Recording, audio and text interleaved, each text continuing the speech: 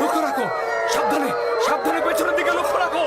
ইউসুফ, ইউসুফ পুত্র আমার। আব্বাজান, আব্বাজান!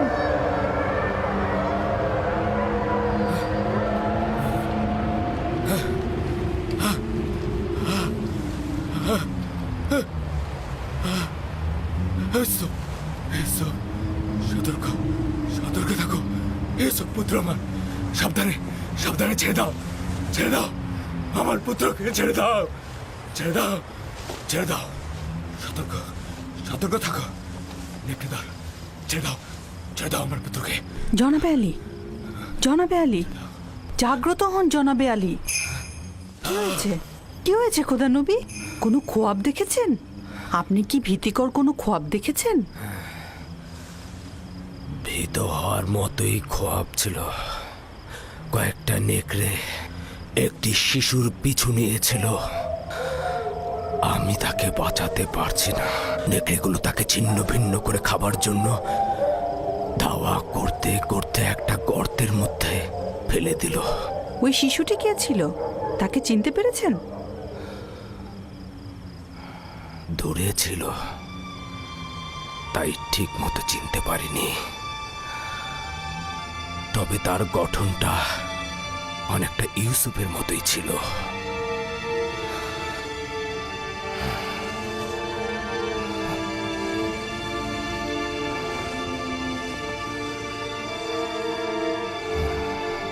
খোদার নবী, এই খোয়াবের ব্যাখ্যা আপনি অবশ্যই জানেন, তা না হলে আপনি এত চিন্তিত হতেন না। বালা মুসিবত ইয়াকুবের খানদানে ওত পেতে আছে।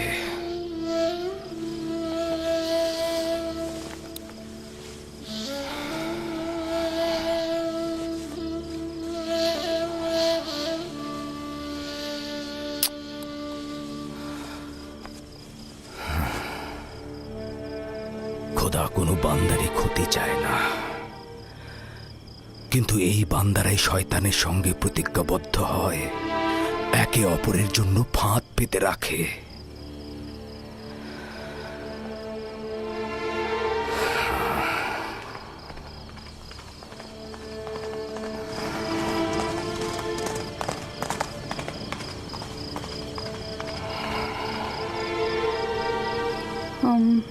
জনাবে আলী, খোয়াব দেখলে আসলে শান্ত থাকতে হয়। আপনি একটু বিশ্রাম নিন।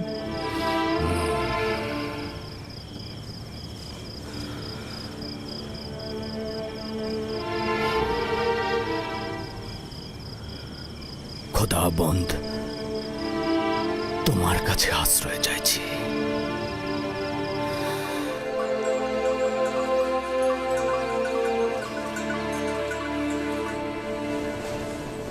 কি আশ্চর্য! যত আশির, তোমরা গত রাতে তোমাদের আব্বাজানের চিৎকার চেঁচামেচি একদম শুনতে পাওনি? না, আমরা তো গত রাতে ঘুমিয়েছি, কিচ্ছু শুনতে পাইনি তো। আমি একবার জেগেছিলাম, কিন্তু কিছু শুনতে পাইনি তো। গতকাল তোমাদের আব্বাজানের চিৎকারে জেগে উঠেছিলাম। তিনি খোয়াব দেখেছেন। আমি গিয়ে তাকে জাগ্রত করতে তিনি আমাকে বললেন 10টি নেকড়ে একটি শিশুকে তাড়া করে গর্তে ফেললো, আর শিশুটি দেখতে একদম ইউসুফের মতো। সেই অর্ধরাতে উঠে ইউসুফকে কি আদর, আবার চুমুও খেয়েছেন। আব্বাজান ওই শিশুটিকে চিনতে পারেনি? বললেন তো চিনতে পারেনি, কিন্তু বোঝাই তো যাচ্ছে সে ইউসুফ ছিল। তাছাড়া অর্ধরাতে উঠে এত আদরের কি ছিল? যদি ওই শিশুটি ইউসুফই হয়, তাহলে নেকড়ে আমার ভাইয়েরাই ছিল। অনেক হাসি পাচ্ছে তাই না, যে তোমাদের পিতা তোমাদেরকে নেকড়ের ন্যায় দেখছে?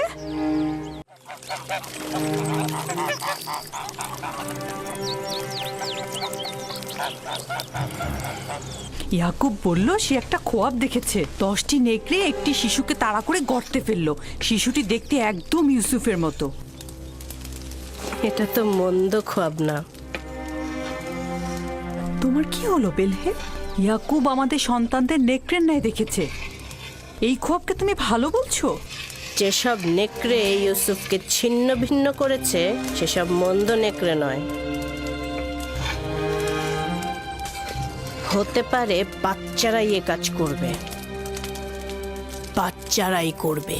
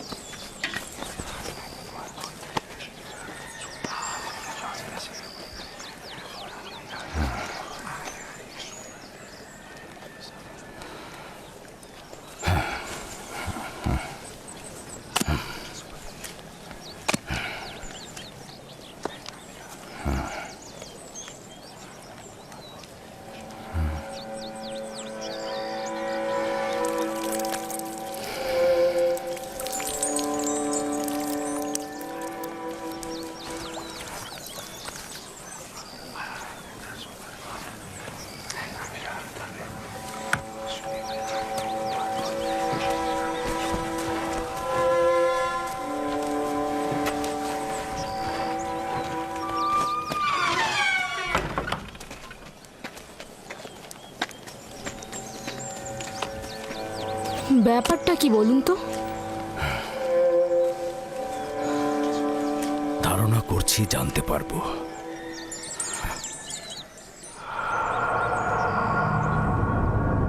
আমাদের আব্বাজান সবসময় ইউসুফকে নিয়েই ভাবেন, এমনকি রাতের বেলা তাকে নিয়ে স্বপ্ন নাকি দেখেন। যেখানেই যান তাকে সঙ্গে করে নিয়ে যান, আর ঘুমালেও তাকে সঙ্গে করে নিয়ে ঘুমান। বেহুদা কথা বলো কেন ইয়াহুদা? আমরা তো এখনো সঠিক জানি না যে আব্বাজান কি খোয়াব দেখেছে। ইউসুফ তো আর আমাদের মতো না, সেই জন্যই আব্বাজান সবসময় তাকে সাথে রাখে। যেখানেই যাক সাথে নিয়ে যায় আর তার সাথেই ঘুম পাড়ায়। ভাইজান, আমরা ঠিক মতোই জানি আব্বাজান কি খোয়াবে দেখেছেন। আব্বাজান খোয়াবে দেখেছেন আমরা সবাই হচ্ছে এক একটা নেকড়ে, আর সেই নেকড়েগুলো ছিন্ন ভিন্ন করছে ইউসুফকে। সালাম আব্বাজান। সালাম। তোমাদের এটা একদম উচিত হবে না যে কোনো কথাকে নিজেদের মতো করে বানিয়ে নেয়া।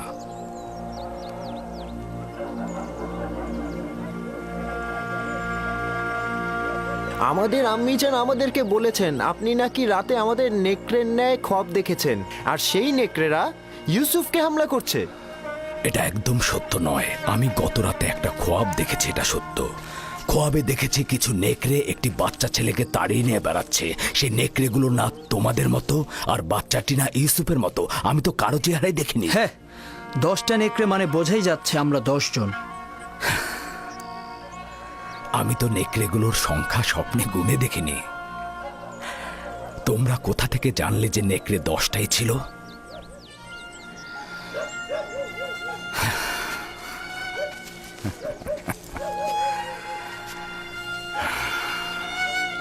আমি তোমাদের সবাইকেই ভালোবাসি। তোমাদের কঠোর পরিশ্রমের জন্য উপযুক্ত মর্যাদাও দেই, কৃতজ্ঞতাও জ্ঞাপন করি। কিন্তু ইয়াহুদার মতো একজন পরিপক্ক যুবককে পারবো না আমার জানুর উপরে বসাতে, পারবো না একজন বাচ্চা ছেলের মতো করে আদর করতে। তোমরা যখন ছোট ছিলে তখন তোমরাও জানুর উপরে বসেছ। বাচ্চাকালে তো তোমাদেরকেও আমি বাচ্চাদের মতো করে আদর করেছি, জানুর উপরে বসিয়েছি, কোলে করে নিয়ে ঘুম পাড়িয়েছি। তোমরা তো পিতামাতা উভয়ের মহব্বতই পেয়েছ। আর মহব্বতের কথা বলছো? ইউসুফের মাতা রাহেলার মহব্বত তোমরা যতটুকু পেয়েছো, তারা 2 সন্তান তো তার এক অংশ পায়নি। তোমরা পরিপূর্ণ যুবক, কিন্তু আমি ভাবতেও পারছি না একটা বাচ্চা ছেলের সঙ্গে নিজেদের তুলনা করবে। জদ, আশির, তোমরা তোমার মাতাকে গিয়ে জিজ্ঞেস করো গতকাল রাতে আমি তোমাদের কিভাবে আদর করেছি। হ্যাঁ, গত রাতে আমি জেগেছিলাম, দেখলাম আমার মাথায় হাত বুলিয়ে দিচ্ছেন আর আমার গায়ের কাঁথাটা টেনে দিলেন। পূর্বেও তোমাদেরকে অনেকবার বলেছি, তোমাদের কথা ও চিন্তার মধ্যে আমি পরশ্রী কাতরতা লক্ষ্য করছি। আর যদি সত্যি করে বলি, তবে তোমাদের চিন্তা ভাবনার মধ্যে আমি একজন শয়তানের উপস্থিতি লক্ষ্য করছি। আব্বাজান, আমরা তো ইউসুফের সাথে খেলতে ভালোবাসি, আপনি কেন অনুমতি দেন না? আমি তো কখনোই বাধা দেইনি তোমরা ইউসুফের সাথে খেলবে। ইউসুফ তো তোমাদেরই ভাই, আর তোমরা ইউসুফের সাথে খেললে তো ইউসুফ অনেক খুশি হয়। তাহলে আমরা এখন ইউসুফের সাথে খেলা করতে পারবো? কেন নয়, এখনই যাও।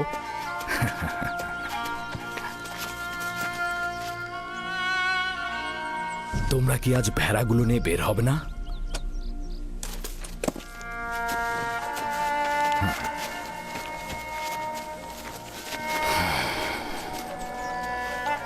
আমাদের ক্ষমা করবেন আব্বাজান।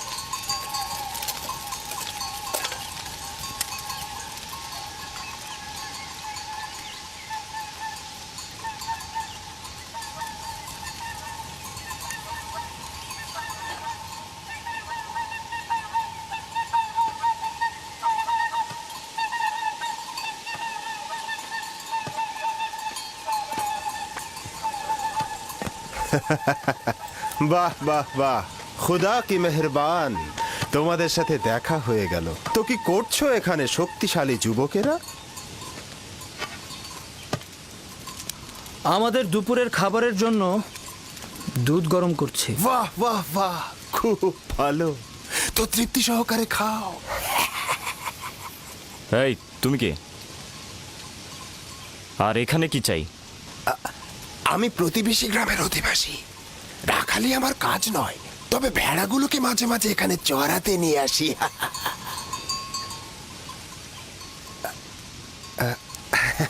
তোমাদের আবার কি হলো? মনে হচ্ছে আমার উপস্থিতিতে তোমরা খুশি নও। হ্যাঁ, সেটাই তো স্বাভাবিক। হ্যাঁ, একজন অচেনা আগন্তুককে দেখলে তো খুশি হওয়ার কথা না। কিন্তু হাকিকাত হলো আমি তোমাদের জন্যই এখানে এসেছি। তোমাদের দেখার জন্য আমি খুবই পেরেশান হয়েছিলাম। তুমি আমাদেরকে চেনো? ও হ্যাঁ, আশেপাশের সমস্ত অধিবাসীরা ইয়াকুব পয়গম্বরের সন্তানদের সম্পর্কে অবগত। তাহলে তুমি আমাদের দেখে আশ্চর্য হলে কেন? কারণ গত রাতে তোমাদের স্বপ্নে দেখেছি। আমার কথা বিশ্বাস করছো তো নাকি? গত রাতে তোমাদের স্বপ্নে দেখেছি, আর আজ দেখলাম সরাসরি। আশ্চর্য হব না?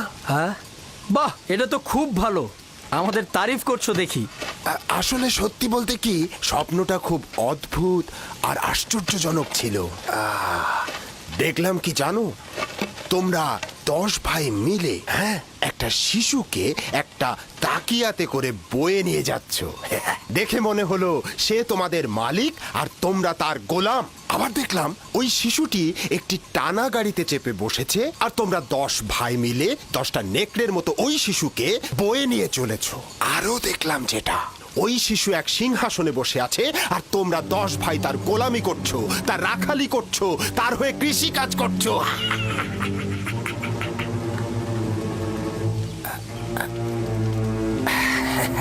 মনে হচ্ছে আমার স্বপ্নের বর্ণনা শুনে তোমরা অসন্তুষ্ট হয়েছো। আরে স্বপ্ন তো স্বপ্নই, ওটাকে ভুলে যাও। হ্যাঁ, আমি আসি। হ্যাঁ, দেখা হবে।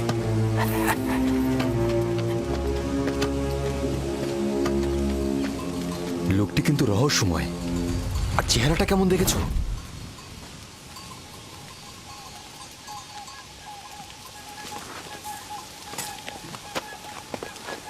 কিন্তু লোকটি কোথায় গেল? এত দ্রুত তো এখান থেকে যাওয়ার কথা না। তার মানে কি গায়েব হয়ে গেল? কি করে বলবো? সম্ভবত মাটির নিচে সুড়ঙ্গ পথে গেছে। জানি না সে কে ছিল, কিন্তু তার স্বপ্ন আমাকে চিন্তিত করে তুলেছে। তার স্বপ্নগুলো একদম ইয়াকুবের স্বপ্নের মতো।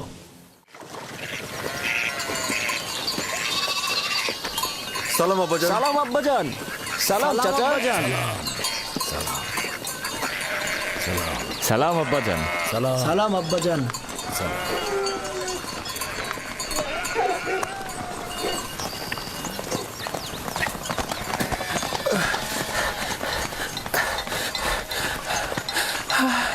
খোদা নবীর উপর দরুদ বর্ষিত হোক। হে সন্তান, তোমার উপরও দরুদ। কি হয়েছে? শুনলাম ঝগড়া করেছ। জি, আপনার সন্তানদের সাথে। কেন? ওনারা আমাদের কৃষি জমি নষ্ট করেছে, ভেড়াগুলোকে ক্ষেতের মধ্যে চালিয়ে দিয়েছে। আমি ওদেরকে নিষেধ করেছিলাম, কিন্তু ওরা আমাকে লাথি মেরেছে।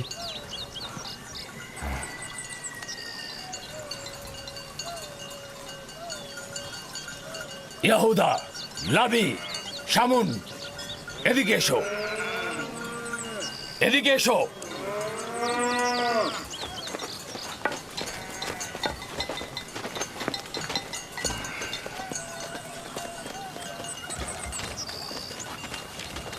তোমরা কেন এই যুবকের কৃষি জমি নষ্ট করেছো?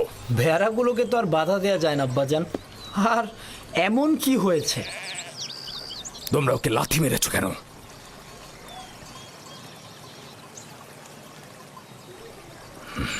তুমি বলো, কি শাস্তি চাও ওদের? হে খোদার নবী, আমি সব কিছু ভুলে গিয়েছি। আপনি শুধু ওনাদের বলবেন ওনাদের ভেড়াগুলোকে যেন আমাদের কৃষি জমির উপরে না নিয়ে যায়। ওনারা বলেন ওনারা ক্যানানের মালিক, ওনারা যা খুশি তাই করবেন, যেখানে ইচ্ছা সেখানেই নাকি ভেড়া চড়াবেন।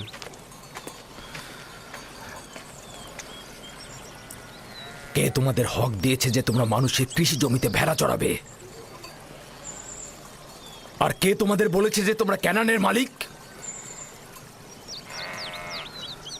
পুত্র, আমি তোমার কাছে ক্ষমা চাইছি, আর আমি তোমাকে কথা দিচ্ছি যে আমাদের ভেড়াগুলো আর তোমাদের কৃষি জমি নষ্ট করবে না। আমি তোমাদের ক্ষতির খেসারত দেব। আমরা ভুল করেছি, সেজন্য আমরা ক্ষমা চাচ্ছি আব্বাজান। ক্যানানের এই সকল অধিবাসীরাই ক্যানানের মালিক, আমরা নই। যদি সঠিকভাবে বলতে হয় তবে ক্যানানের আসল মালিক ফিলিস্তিনিগণ। তাহলে আমরা কোথাকার আদিবাসী আব্বাজান? তোমাদের পূর্বপুরুষ আমার দাদাজান ইব্রাহিম খলিলুর রহমান, যার কবর মাকফিলাতে অবস্থিত এখানে নয়। তিনি দজলা ও ফেরাত নদীর দক্ষিণের সুমের ও কাল্লাহর বাসিন্দা, অর্থাৎ তোমাদের জন্মস্থান ফাদ্দানের কাছাকাছি। এর পূর্ব থেকে তো ফিলিস্তিনিগণ এখানে জীবন ধারণ করতেন। এই তরুণের পূর্বপুরুষ ফিলিস্তিনি এবং তারা শত শত বছর ধরে ক্যানানে বসবাস করছেন। তবে সর্বশেষ 100 বছর ধরে আমরা এব্রানি ও ক্যানানি। সে যাই হোক, এখন আমরা সবাই ক্যানানের অধিবাসী বলে পরিগণিত। আমাদের উচিত একে অপরকে ভালোবাসা।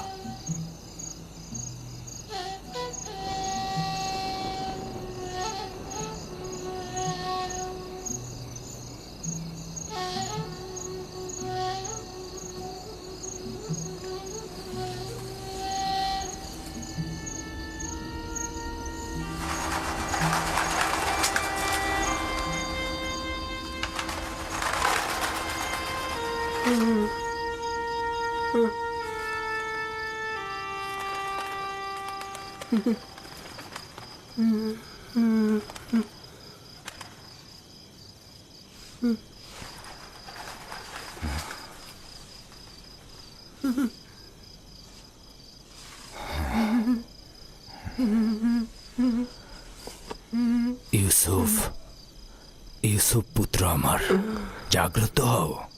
ইউসুফ, ইউসুফ, ইউসুফ। সালাম আব্বাজান। সালাম প্রিয় আব্বাজান। মনে হচ্ছিল খোয়াব দেখছিলে। জি, খুবই আজব স্বপ্ন। ওই ধরনের স্বপ্ন যেটা বলতে নিষেধ করেছিলেন। আব্বাজানকেও কি নিষেধ করেছি?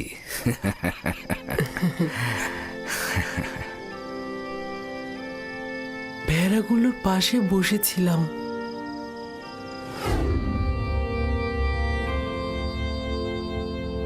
إذ قال يوسف لأبيه يا أبت إني رأيت 11 كوكبا والشمس والقمر رأيتهم لي ساجدين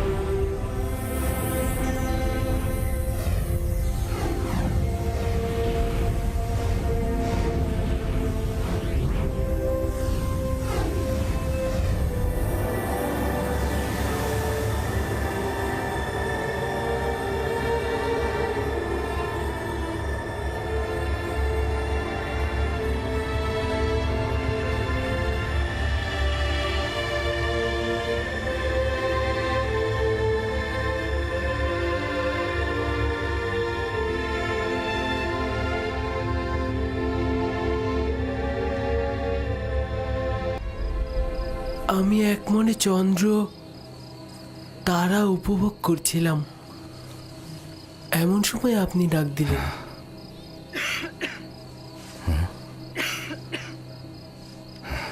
সবর করো।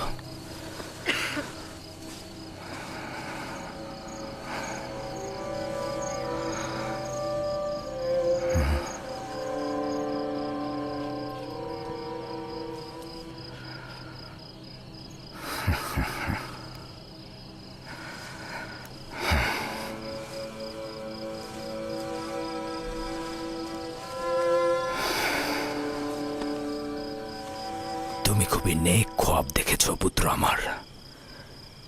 এই রকম খোয়াব কাউকে বলা উচিত নয়, বিশেষত তোমার ভাইদের। নির্বোধগণ যৌবনে দাম্ভিকতায় প্রতিহিংসা পরায়ণ হয়ে উঠবে। তোমার বোন ও মাতাদেরকেও বলবে না, তারা সবার কাছে প্রচার করে বেড়াবে। সূর্যও তোমার মোকাবেলায় নত হবে এবং তোমার পায়ে পড়ে সেজদা দেবে। চন্দ্র ও 11টি তারকাও তোমাকে সেজদা দেবে। একদা তুমি মহান ব্যক্তি হবে। তুমি যেমন উঁচু পদে অধিষ্ঠিত হবে, তেমনি আধ্যাত্মিকতায় সমুন্নত হবে। ওই দিন পিতা মাতা এবং তোমার সকল ভাই তোমার মোকাবেলায় সেজদায় নত হবে। ওই দিন পর্যন্ত দৃঢ়তার সঙ্গে নিজেকে সামলে রাখবে, বিশেষত তোমার ভাইদের কাছ থেকে, কারণ ওরা তোমাকে হিংসে করে এবং তোমার বিরুদ্ধে ষড়যন্ত্রে লিপ্ত হতে পারে। নিজেকে সবসময় সামলিয়ে রাখবে। সম্ভবত তোমার ভাইরা তোমার বিরুদ্ধে ষড়যন্ত্র করছে, হিংসায় জ্বলছে। ষড়যন্ত্র? তাও আমার ভাইরা করবে? ওরা তো আল্লাহর সন্তান, তাই না? শয়তানের নজর থেকে গাফিল হয়ে না আমার পুত্র। শয়তান ইনসানদের জন্য দুশ্মন, প্রকাশ্যে ধোঁকা দেয়। এমনকি আম্বিয়া একরামগণের সন্তানেরাও তাদের বদ নজর থেকে রেহাই পায় না। খোদাবন তোমাকে মহৎ কিছুর জন্য নির্বাচন করেছেন, আর খোদাই তোমাকে খোয়াব ব্যাখ্যা করার এলেম প্রদান করবেন। তার নিয়ামত তোমার ও ইয়াকুবের খানদানের উপর প্রদান করবে, যেমন ভাবে আমার পিতা ইসহাক ও দাদাজান ইব্রাহিমের উপর নিয়ামত প্রদান করেছিলেন এবং একই সাথে তাদেরকে ইমামত ও বেলায়েত প্রদান করেছিলেন।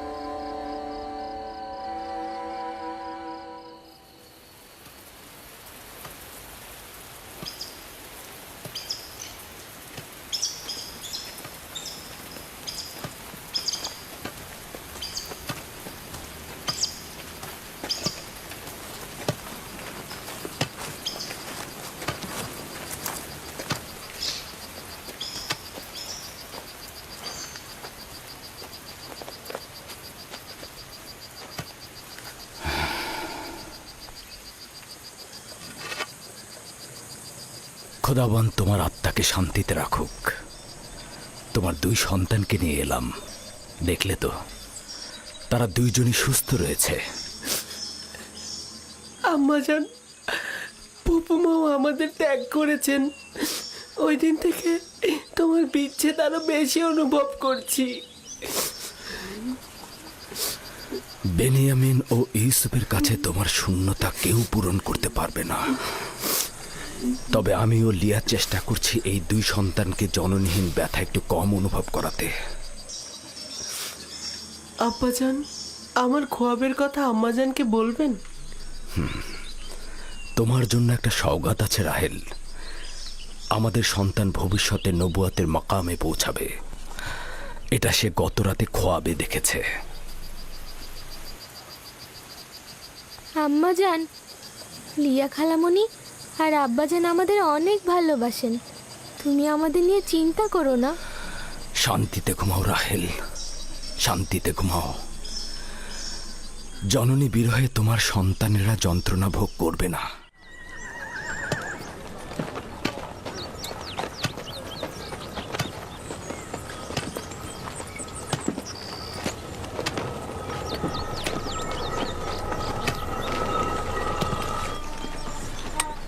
সালাম আব্বাজান। সালাম আমার প্রিয় কন্যা।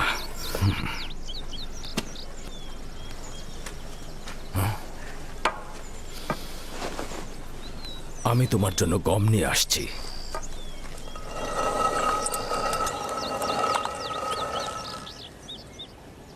আব্বাজান তোমাদের কোথায় নিয়ে গিয়েছিল? আম্মাজান রাহেলের মাজারে জিয়ারতে গিয়েছিলাম।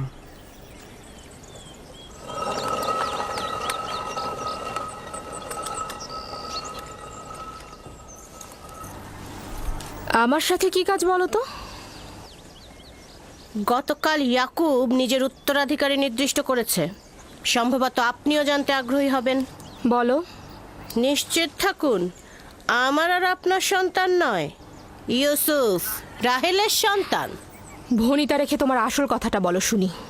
যখন আমি জাগ্রত হলাম তখন ইউসুফকে বলছিল, এই খ্বাবের কথা তোমার ভাইদেরকে বলবে না। তুমি খোদার প্রতিনিধি এবং ইসাক ও ইব্রাহিমের উত্তরাধিকারী। আরও বলেছে তুমি নেতৃত্বে ও শ্রেষ্ঠত্বে তোমার ভাইদের উপরে যাবে এবং তারা সেজদা করবে তোমাকে। নিজে ইউসুফের সামনে জানু পেতে বসলো আর তাকে আদর করে চুমু দিয়ে ঘুম পাড়িয়ে দিল। এবার বলুন কি বলবেন?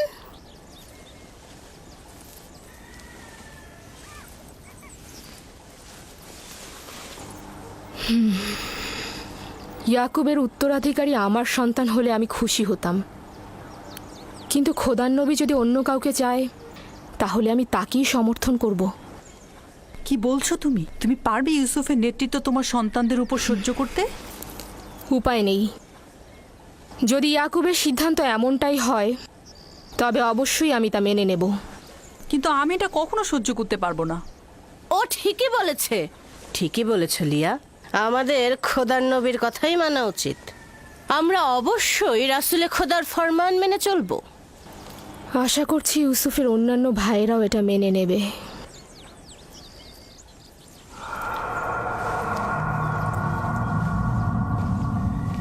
তুমি এত বোকা কেন?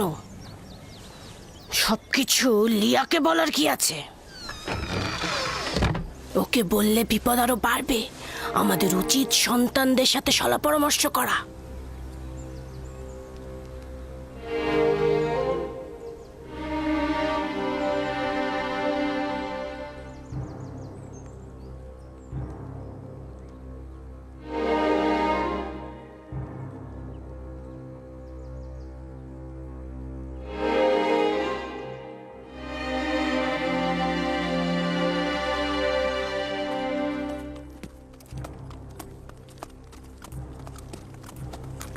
ওই শিশু এক সিংহাসনে বসে আছে আর তোমরা 10 ভাই তার গোলামি করছো। আমাদের আব্বাজান সবসময় ইউসুফকে তার হয়ে নিয়ে ভাবে। কৃষি কাজ করছো।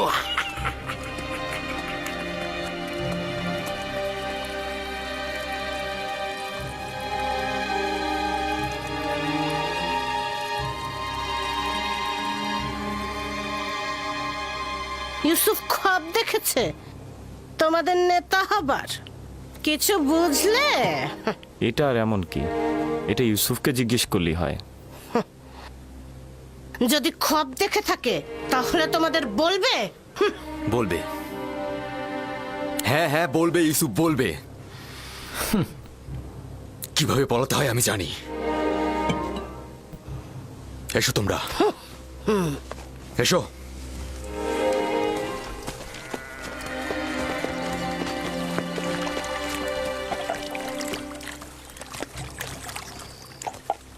ইয়াহুদা, সবুর করো।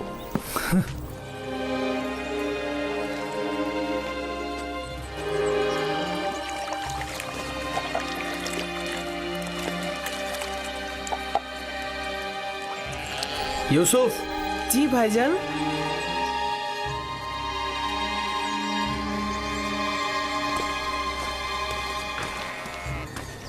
ইউসুফ আমার ভাই, তুমি কি জানো আমরা সবাই তোমাকে কত ভালোবাসি?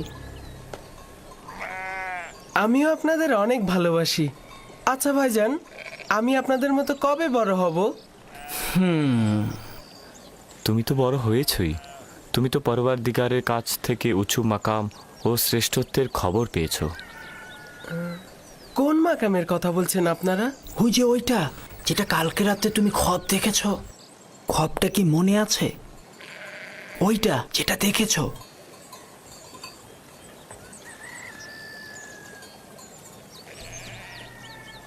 আমরা যখন জানতে পারলাম যে তুমি খোয়াব দেখেছো, যে তুমি উচ্চ মাকামে পৌঁছবে, আমরা কিন্তু খুশি হয়েছি। আব্বাজান কি আপনাদের স্বপ্নের কথা বলেছে? আমি আব্বাজানকে ছাড়া কাউকে বলিনি। না, আব্বাজান বলেনি, আমি নিজেই শুনেছিলাম। অর্ধরাতে উঠানে এসেছিলাম, তখনই শুনেছি আব্বাজান তোমাকে বলছে যে তুমি কাউকে বলো না যে তুমি ভবিষ্যতে উঁচু মাকামে পৌঁছাবে। তোমার খবরটা আমাদের শোনাবে? আসলে আব্বাজান তো কাউকে বলতে নিষেধ করেছে, আর সেটা তো আপনারা শুনেছেনই। তাতে কি হয়েছে? তোমার ভাইরা তো তোমার আনন্দে শরিক হতে চাচ্ছে। আমি জানি আপনারা আমাকে অনেক ভালোবাসেন, খোয়াবের কথা বললেও কোনো সমস্যা নেই। কিন্তু আব্বাজানের ফরমান আমি অমান্য করতে পারবো না। আমি দুঃখিত। আমি আব্বাজানকে অবশ্যই বলবো তোমরা ইউসুফকে মারার চেষ্টা করেছো। থামো আমার বোন দিনহে, ইউসুফকে মারার আমাদের কোনো ইচ্ছে নেই। আমরা তো আসলে ইউসুফকে অনেক বেশি ভালোবাসি।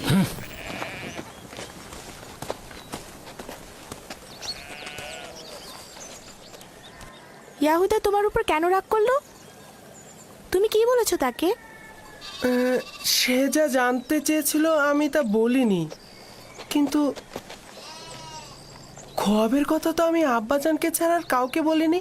তাহলে ওরা জানলো কি করে? ইয়াহুদার এই ঘটনা আমি আব্বাজান এলেই বলে দেব। না, বলো না। আমি আব্বাজানকে ভালোবাসি, সে কারণে আমি চাই না যে আব্বাজান ভাইজানদের কাছে গিয়ে ব্যথিত হয়ে ফিরে আসুক। দিনে ভাইজানরা কেন আমাকে ভালোবাসে না, যেখানে আব্বাজান স্বয়ং বলেছেন একে অন্যকে ভালোবাসা দিতে?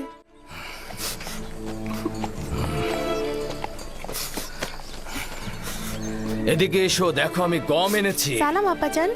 সালাম। সালাম সালাম।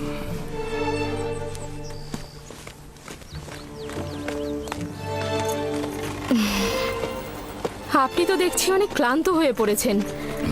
বেলহে জাতাকল প্রস্তুত করো, গম ভাঙাতে হবে, রুটি তৈরি করতে হবে। তো এই বছরের প্রথম ধাপের গম খড় ও দানা কষ্ট করে আলাদা করা হয়েছে।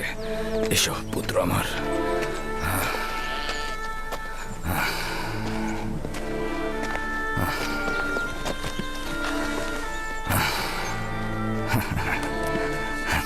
আব্বাজান, ভাইজানরা তো সবাই জানে আমি খোয়াব দেখেছি। কোথা থেকে জানলো? জানি না তো, তারা আমার কাছে খোয়াব সম্পর্কে জানতে চাইলো। আমি যখন বলিনি, তারা আমার উপর চড়াও হয়েছে। বেলহে,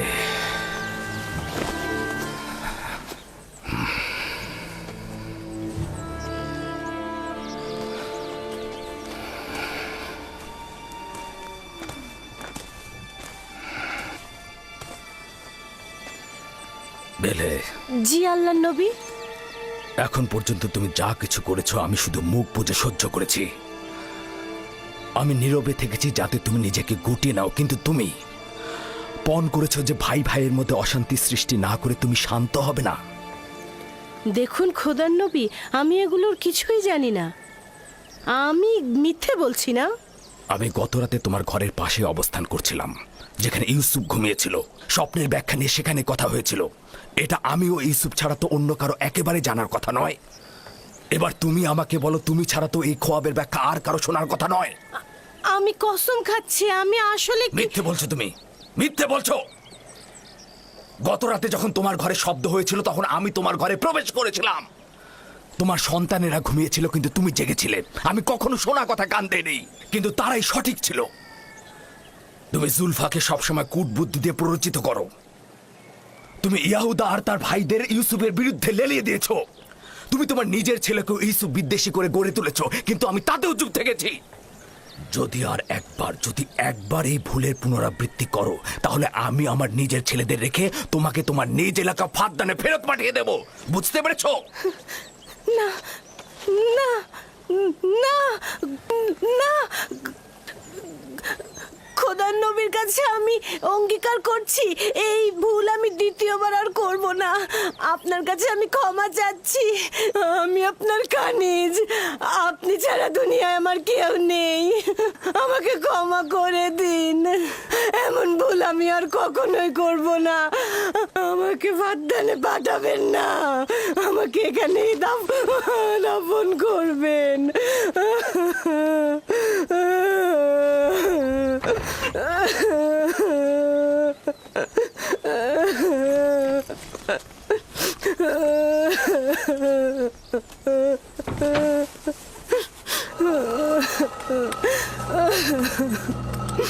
এটাতে কোনো সন্দেহ নেই যে সূর্য আমাদের আব্বাজান আর চন্দ্র হচ্ছে আমাদের আম্মাজান। হ্যাঁ, আর বাকি 11 জন তো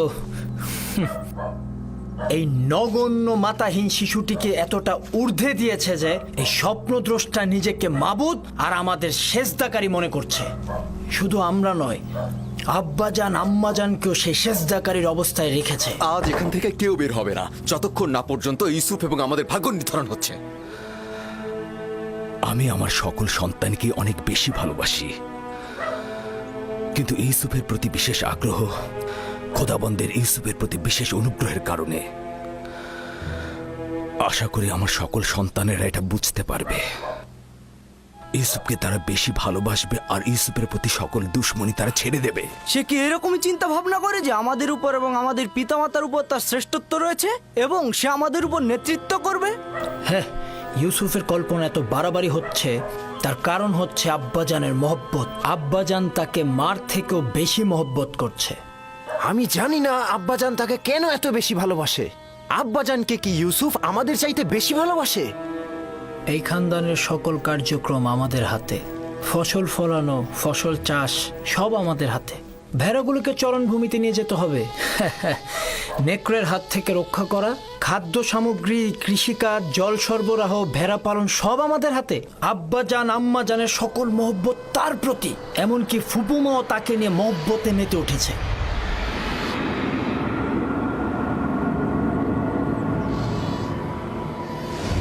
এই দুর্বল আর মূল্যহীন শিশুটির জন্য নিজেদের চোখের জল পরিষ্কার করাও দুর্বলতার লক্ষণ। সে নিজের শ্রেষ্ঠত্ব আর নেতৃত্বের মোহে আমাদেরকে তার স্বপ্নের মধ্যে সযত্নে লালন করছে। আমি আব্বাজানকে পরিষ্কারভাবে গোমরাইত দেখতে পাচ্ছি। সকল ভুলগুলো তার এলাকার, কিন্তু আমি নীরব থাকবো না।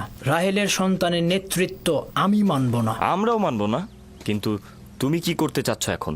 হ্যাঁ, সম্ভবত তুমি বলবে ধৃষ্টতা, কিন্তু আমি বলবো যে ইউসুফকে হত্যা করা হোক।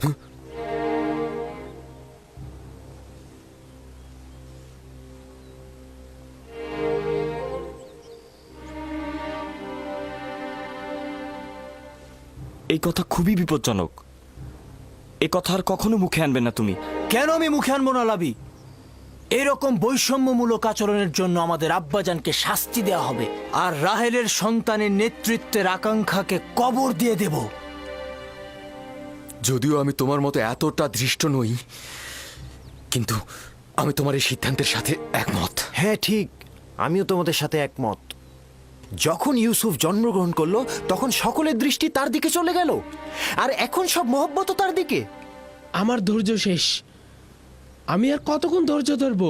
আব্বা আম্মার সামনে তো তাকে কিছু বলাই যায় না। এসব কি বলছো তোমরা? ভাইকে হত্যা ও আব্বাজানের ওপর নফরমানি এটা বড় ধরনের গুনাহ। নির্ঘাত জাহান্নামের শাস্তি পাবে তোমরা। উফ, ওইটার কথা আমি ভেবে রেখেছি।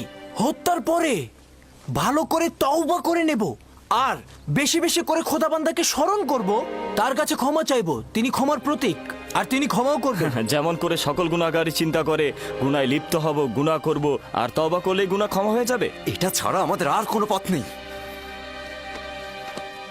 ইউসুফের মৃত্যুর পর আমরা আব্বাজানের কাছে কান্নাকাটি করে ক্ষমা চাইব, তিনি আমাদের ক্ষমা করে দিবেন। যদি খোদাবান তওবা করার পথটি কঠিন করে দেয়, তবে গুনাহগারের জন্য তওবা করাটা সহজ নয়। আর যদি তওবার তৌফিক না পাই তবে কিয়ামত পর্যন্ত আমরা সবাই গুনাহগারই থাকব। আর এটা ভবিষ্যৎ প্রজন্মের জন্য লজ্জাজনক হবে যে আমরা পয়গম্বরের সন্তান হয়ে ভাইয়ের রক্তে সিক্ত হয়েছি।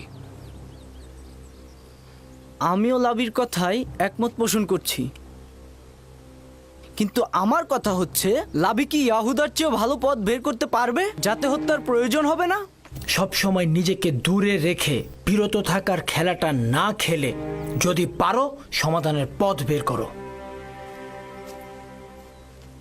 আমাদের আসল সমস্যা তো ইউসুফের প্রতি আব্বাজানের অতিরিক্ত মহব্বত, তাই না? হ্যাঁ ঠিক তাই। এখন বলো তাহলে কি করলে সমাধান মিলবে, বলো। যদি তাই হয় তবে এমন কাজ করো যেন ইউসুফের প্রতি আব্বাজানের মনোযোগটা একদমই কমে যায়। আর এইভাবে কিছুদিন চলতে থাকলে ইউসুফকে আব্বাজান এমনিতেই ভুলে যাবে আর তার দৃষ্টি এসে পড়বে আমাদের ওপর। এটা সম্ভব নাকি? আব্বাজান তো সবসময় তাকে চোখে চোখে রাখে। তো ঠিক আছে, আমরা অন্য কোনো উপায় বের করি, কিন্তু এটা মেনে নিতে হবে যে ইউসুফকে হত্যা করাটা সমাধান নয়। অতএব ইউসুফকে আব্বাজানের কাছ থেকে দূরে সরানোর পথ বের করতে হবে।